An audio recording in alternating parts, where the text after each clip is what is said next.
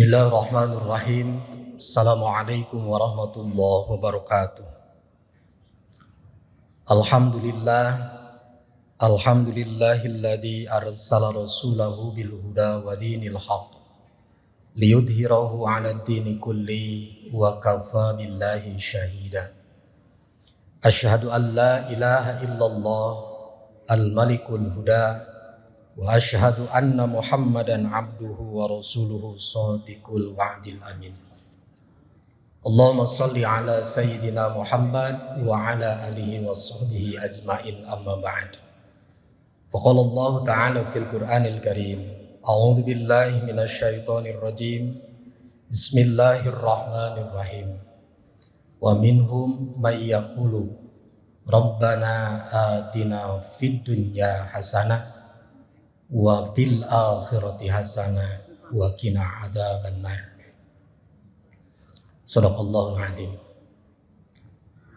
Ibadallah, ibu bapak serta anak-anak yang dimuliakan Allah Subhanahu wa taala, jamaah salat duhur yang dimuliakan Allah, pada kesempatan yang berbahagia ini, syukur alhamdulillah kita sama-sama panjatkan kehadirat Allah yang Maha Kuasa, Allah yang berkenan masih memberikan kita nikmat sehat, nikmat iman, serta nikmat diberikannya umur panjang. Sehingga pada kesempatan ini Allah menakdirkan kita semua untuk sama-sama hadir bersama dalam rangka melaksanakan sholat duhur berjamaah. Sholawat dan salam mari kita sama-sama sampaikan kepada baginda besar Nabi Muhammad sallallahu alaihi wasallam, kepada para sahabat, para tabi'in, serta sampailah kepada kita semua yang senantiasa taat mengikuti ajarannya sampai yaumil akhir. Ibu bapak yang dirahmati Allah Subhanahu wa taala, dalam setiap kita selesai melaksanakan sholat fardu, tidak lupa kita senantiasa berdoa kepada Allah Subhanahu wa taala dengan doa yang pendek dan yakin sudah kita hafal semua. Allah berfirman, "May yaqulu rabbana atina fid dunya hasanah wa fil akhirati hasanah wa qina adzabannar." Di antara kita senantiasa memohon kepada Allah Subhanahu wa taala dengan perkataan yang indah, "Ya Rabb, berikan aku kebahagiaan di dunia, wa fil akhirati hasanah, dan berikan aku pula kebahagiaan kelak di akhirat, wa qina adzabannar, dan perihalalah kami dari siksa neraka-Mu." Ibadallah, jamaah salat duhur yang dimuliakan Allah Subhanahu wa taala. Dari firman Allah tersebut ada 3 hal yang kita mohonkan kepada Allah Subhanahu wa taala. Yang pertama, kita memohon kepada Allah kebahagiaan, kebaikan di dunia yang saat ini kita berada. Siapa yang tidak ingin bahagia? Siapa yang tidak ingin dirinya diberikan kebaikan oleh Allah Subhanahu wa taala? Pasti semuanya berharap. Namun tentu kebahagiaan yang dikaruniakan oleh Allah ini akan bervariasi dengan kepada siapa Allah memberikannya. Karena kebahagiaan yang diberikan Allah kepada orang kaya tidaklah sama dengan kebahagiaan yang diberikan Allah kepada orang yang biasa. Tapi pada hakikatnya bahagia itu adanya di dalam hati. Bahagia itu dirasakan dalam kalbu kita.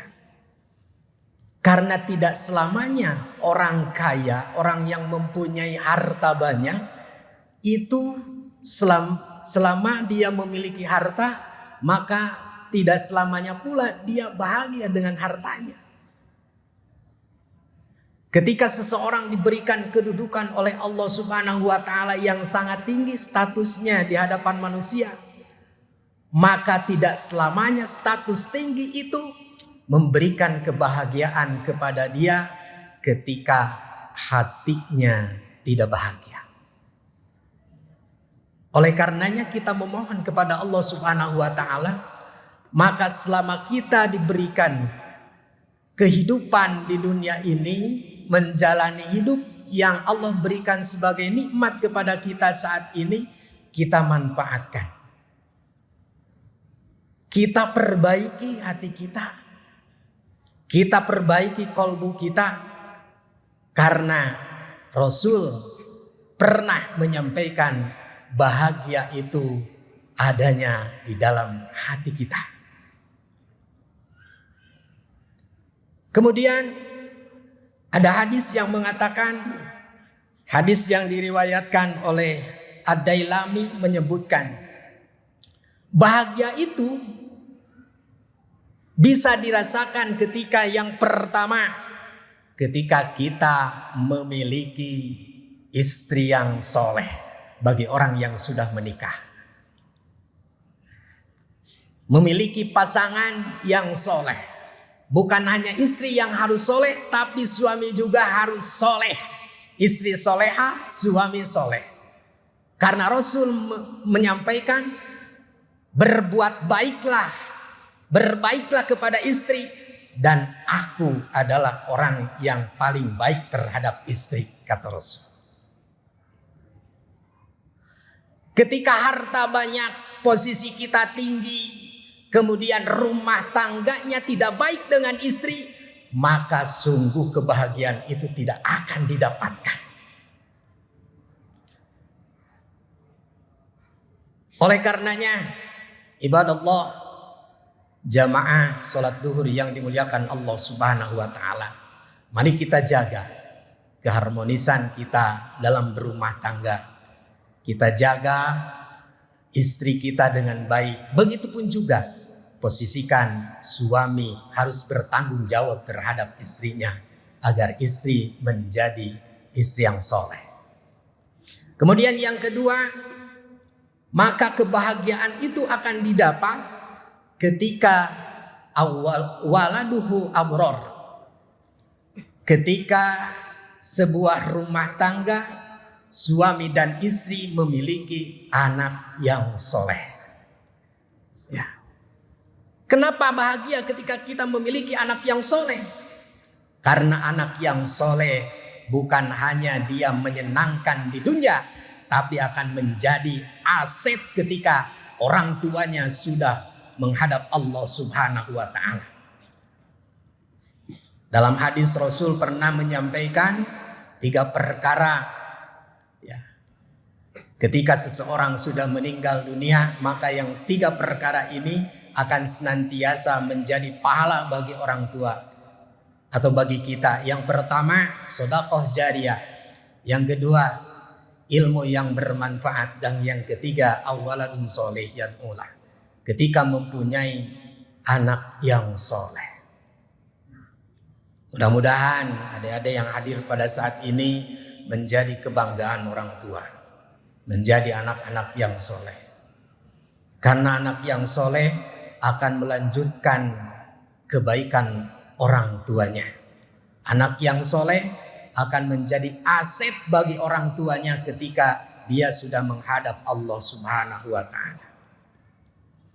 Kemudian yang ketiga, sumber kebahagiaan yang akan menyertai kita adalah ketika kita mempunyai sahabat yang soleh, mempunyai sahabat yang baik.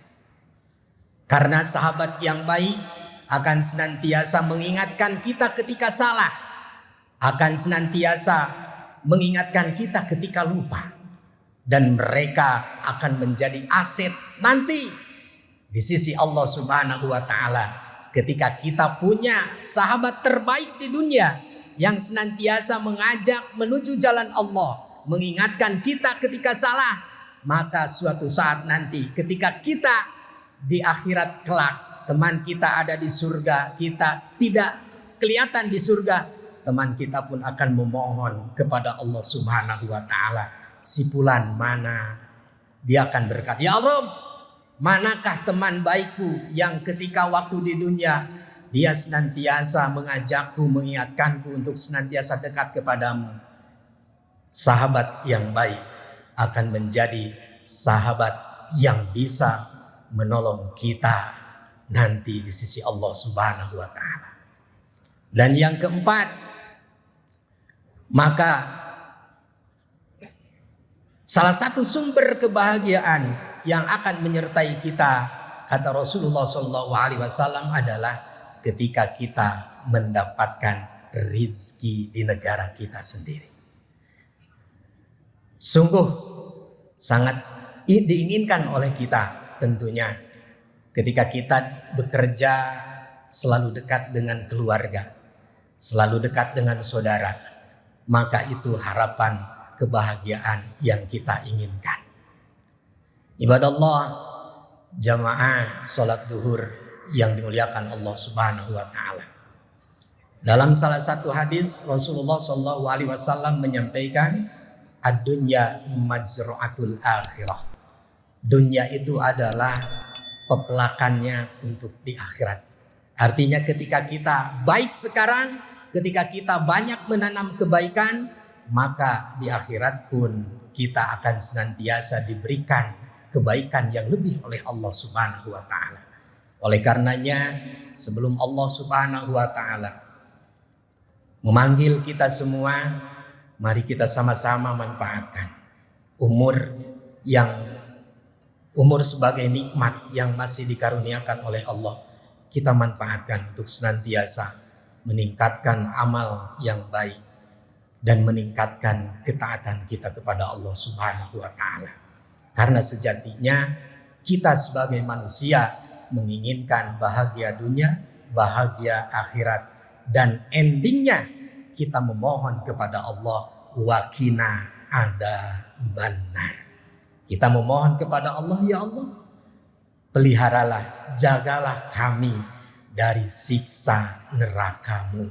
Jangan sampai kita dimasukkan ke dalam neraka Allah Subhanahu wa taala. Sungguh sangat rugi ketika dunia tidak kita dapatkan, dunia tidak menjadikan kita senang di dunia.